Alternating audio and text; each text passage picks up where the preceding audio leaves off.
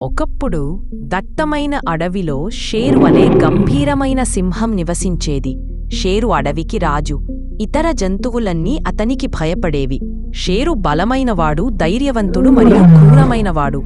అడవిలోని జంతువులన్నింటికీ తాము షేరు భూభాగం నుండి దూరంగా ఉండాలని తెలుసు, మరియు వారు అతనిని సవాలు చేయడానికి ఎప్పుడూ సాహసించలేదు. అయితే షేరుకి భయపడని జంతువు ఒకటి ఉంది. అది హీరా అనే చిన్న కుందేలు. హీరా తెలివైనది మరియు శీఘ్రబుద్ధిగలది, మరియు ఆమె ఎల్లప్పుడూ షేరును అధిగమించడానికి ఒక మార్గాన్ని కనుగొంటుంది. ఒకరోజు షేరు హీరాను నిరంతరం ఆట పట్టించడం మరియు ఇతర జంతువుల ముందు అతనిని మూర్ఖుడిగా చూపించడం వలన అతనిపై చాలా కోపంగా ఉంది. షేరు హీరాకు గుణపాఠం చెప్పాలని నిర్ణయించుకున్నాడు, మరియు అతను ఆమెపై విరుచుకుపడ్డాడు. హీరా త్వరగా మరియు చురుకైనది, మరియు ఆమె షేరు యొక్క దాడిని తప్పించుకోగలిగింది. ఆమె వీలైనంత వేగంగా పరిగెత్తింది. రక్షించుకోవడానికి ఒక ప్రణాళికను రూపొందించవలసి వచ్చింది. హీరా ఓ ఐడియా ఆలోచించి పరుగు ఆపేసింది. షేరు ఆశ్చర్యపోయి ఎందుకు ఆగిపోయావని అడిగాడు. హీరా బదులిస్తూ, ఓ గొప్ప సింహమా, నేను చాలా వేగంగా పరిగెడుతున్నాను. నేను నా ఇంటిని వదిలి వెళ్ళాను. దయచేసి నేను తిరిగి వెళ్ళి దానిని పొందే వరకు ఇక్కడ ఒక్కక్షణం వేచి ఉండండి. హీరా యొక్క అభ్యర్థనతో షేరు ఆశ్చర్యపోయాడు, కాని అతను అది న్యాయంగా భావించాడు, మరియు హీరా తన ఇంటికి తిరిగి వెళ్ళింది.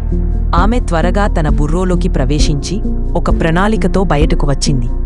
హీరా తన ఇల్లు చెట్టు ట్రంక్ లోపల ఉందని షేరుతో చెప్పింది, మరియు దానిని వచ్చి చూడమని ఆమె అతన్ని కోరింది. షేరు ఆసక్తిగా హీరాను అనుసరించాడు. వాళ్ళు చెట్టు కాండం వద్దకు చేరుకున్నప్పుడు హీరా షేరును లోపలికి చూడమని కోరింది.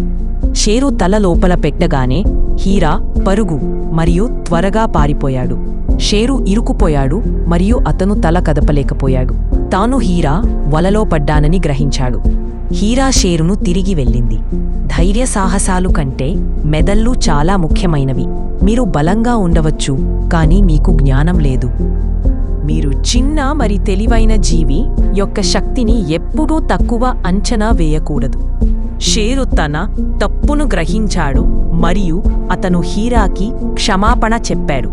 ఆ రోజు నుండి షేరు హీరాను గౌరవించాడు, మరియు ఆమెకు హాని కలిగించడానికి ప్రయత్నించలేదు. హీరా మరోవైపు తన జీవితాన్ని ఎప్పుడూ తన శత్రువులను అధిగమిస్తూ తెలివైన కుందేలుగా జీవించడం కొనసాగించింది. బ్రూట్ స్ట్రెంగ్త్ కంటే తెలివితేటలు మరియు తెలివి చాలా విలువైనవి అని కథ యొక్క నీతి.